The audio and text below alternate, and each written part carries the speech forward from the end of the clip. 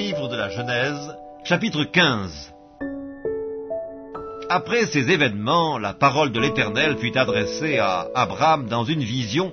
Il dit, « Abraham, ne crains point, je suis ton bouclier et ta récompense sera très grande. » Abraham répondit, « Seigneur Éternel, que me donneras-tu? Je m'en vais sans enfant, et l'héritier de ma maison, c'est Éliézer de Damas. » Et Abraham dit, « Voici, tu ne m'as pas donné de postérité, et celui qui est né dans ma maison sera mon héritier. » Alors la parole de l'Éternel lui fut adressée ainsi, « Ce n'est pas lui qui sera ton héritier, mais c'est celui qui sortira de tes entrailles qui sera ton héritier. » Et après l'avoir conduit dehors, il dit, « Regarde vers le ciel et compte les étoiles, si tu peux les compter. » Et il lui dit, « Telle sera ta postérité. » Abraham eut confiance en l'Éternel, qui le lui imputa à justice.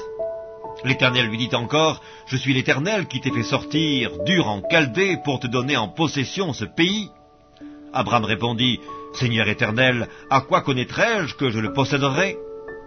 Et l'Éternel lui dit, « Prends une génisse de 3 ans, une chèvre de 3 ans, un bélier de 3 ans, une tourterelle et une jeune colombe. » Abraham prit tous ces animaux, les coupa par le milieu, et mit chaque morceau l'un vis-à-vis de l'autre, mais il ne partagea point les oiseaux. Les oiseaux de proie s'abattirent sur les cadavres, et Abraham les chassa. Au coucher du soleil, un profond sommeil tomba sur Abraham, et voici une frayeur et une grande obscurité vinrent l'assaillir. Et l'Éternel dit à Abraham, « Sache que tes descendants seront étrangers dans un pays qui ne sera point à eux. Ils y seront asservis, et on les opprimera pendant 400 ans. Mais je jugerai la nation à laquelle ils seront asservis, et ils sortiront ensuite avec de grandes richesses. Toi, tu iras en paix vers tes pères, tu seras enterré après une heureuse vieillesse.